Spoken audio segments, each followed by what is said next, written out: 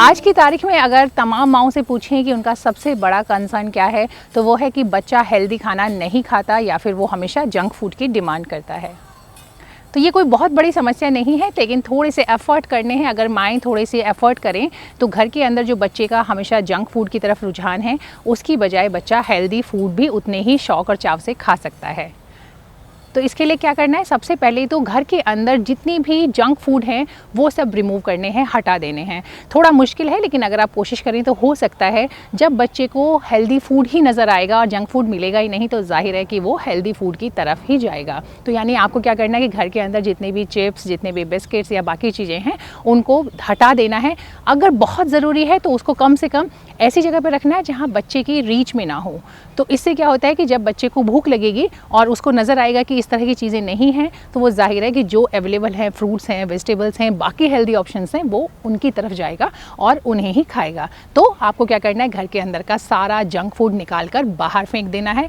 थोड़ा मुश्किल है, लेकिन हो सकता है, क्योंकि बच्चे की हेल्थ से ज़्यादा इंपॉर्टेंट कुछ भी नहीं है। और अगर नहीं भी है तो इसके बाद जब आप नेक्स्ट टाइम शॉपिंग करने जाएँ तो जंक फूड को टाटा बाय बाय करें और हेल्दी ऑप्शंस लेकर अपने साथ घर लौटें।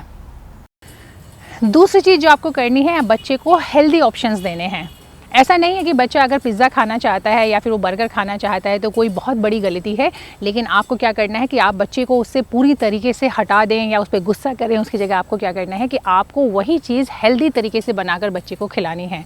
अब मार्केट का जो पिज़्ज़ा बन रहा है या बर्गर बन रहा है या कोई और चीज़ है, आपको नहीं पता कि उसके अंदर कौन चीज़ कैसे इस्तेमाल हो रही है, तो बेहतर है कि आप उसका एक हेल्दी ऑप्शन दें। आप घर के अंदर आटे के बेस के साथ पिज़्ज़ा बना सकते हैं, आटे के बेस के साथ बर्गर तैयार कर सकते हैं। इसी तरीके से आप अगर मेयोनीज़ की जगह पर हैंग कर्ड का ऑप्शन बच्चे को दे सकते हैं। तो यानी आपको जो हेल्दी ऑप्शंस हैं वो देने हैं, और उसके बाद क्या कि बच्चे के इससे जो उसका टेस्ट है, जो उसकी इच्छा है अपनी पसंद का खाना खाने की, वो भी पूरी हो जाएगी, और आपकी जो कोशिश है कि वो हेल्दी खाना खाए वो भी पूरी हो जाएगी।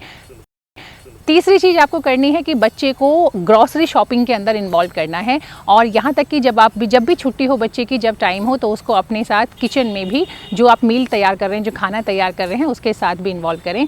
ग्रॉसरी और खाना तैयार करने में जब बच्चा आपके साथ रहता है तो उसे समझ में आता है चीज़ें कि ये चीज़ अच्छी है, ये ख़राब है। जब आप कोई चीज़ खरीदने जाते हैं और बच्चा किसी चीज़ की ज़िद करता है, तो आप उसे बनिस्बत की डांटें, समझाएं कि आप इसे क्यों नहीं लेना चाहते या इसके क्या नुकसान हैं, और दूसरा जो हेल्दी ऑप्शन है उसके क्या बेनिफिट्स हैं हेल्थ के लिए, ये भी ज़रूर बताएं।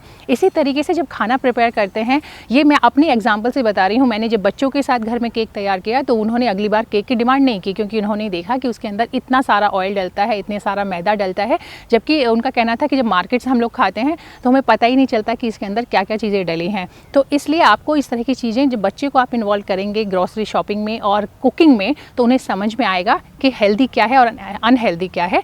तो आपको बच्चे को ग्रॉसरी शॉपिंग और कुकिंग के साथ इन्वॉल्व करना है। चौथी चीज़, मील टाइम यानी खाने के टाइम को आपको हैप्पी टाइम बनाना है। आपको इस वक्त को ना तो बच्चे को किसी ब्राइब के लिए इस्तेमाल करना है, ना ही पनिशमेंट के लिए इस्तेमाल करना है, बल्कि जब बच्चे थोड़े छोटे हैं तब तो आप कुछ एक्सपेरिमेंट भी कर सकते हैं। यानी आप अलग अलग तरह के कलर के, अलग अलग शेप्स के खाने बनाकर भी बच्चे को उसके लिए अट्रैक्ट कर सकते हैं। लेकिन बड़ा होने के बाद भी आप कोशिश ज़रूर करें कि आप खाने को कभी भी पनिशमेंट या फिर रिवॉर्ड की तरह इस्तेमाल ना करें।